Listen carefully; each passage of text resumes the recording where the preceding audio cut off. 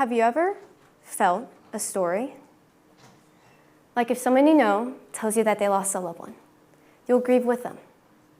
And if someone in your family has to make a really difficult decision, you go through that anxiety with them. And if one of your friends tells you a funny story, you laugh as if you were there too. We're living through their experiences as if we were that person. It's wild, isn't it? How a simple story, something made up of words, actors, or even music, can make us feel something so real. Because even if the stories that they tell us aren't real, the emotions that they create are. Because stories build empathy.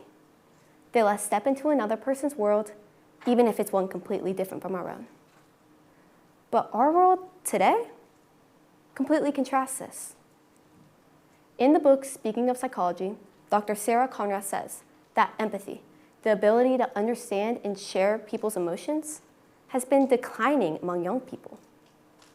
Whenever I go online or scroll through social media, it's full of hate.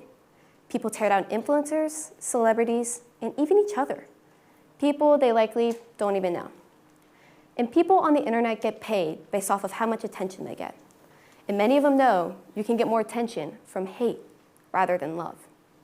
So these people post the worst parts about a person's life, which is just a fragment of their full story. And the sad part is that we don't even try to understand people anymore. We don't ask what someone's going through. We don't stop to think about why someone might have said or done what they did. We just take in these fragments and we don't think more about it. We don't realize that behind every username and every headline, there's a human being with a story. And in a world that's more connected than ever, we're actually feeling less connected.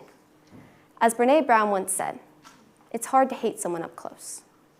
But we don't get close. We keep our distance, hiding behind screens, judgments, and assumptions.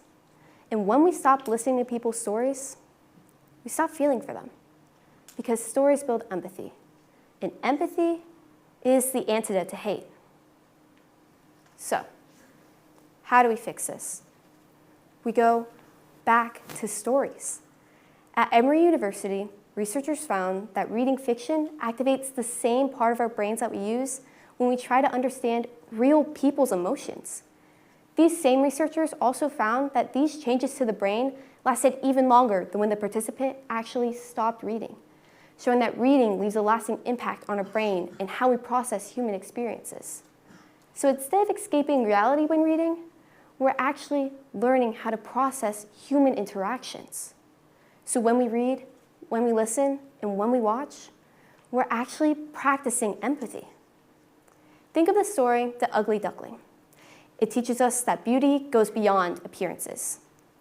Or the story, Where the Wild Things Are. It teaches us that even wild creatures need love and understanding. Even songs and movies that we love remind us that everyone hurts, hopes, and dreams in their own way. So the next time that you think you hate someone, just take a second to hear their story. Because hate takes you nowhere. It doesn't heal, doesn't help, and it doesn't make anything better. But empathy? Empathy builds bridges. And that's exactly what our world needs right now. So, here's my challenge for you. The next time that you see someone being torn apart online or in person, pause. Instead of joining in, think, what's their story? What might I not know? Get closer, listen, and care. Because if stories can make us cry for people who aren't even real, imagine what would happen if we truly listened to the stories of people who are real. Stories build empathy. And empathy is what makes us human. Thank you.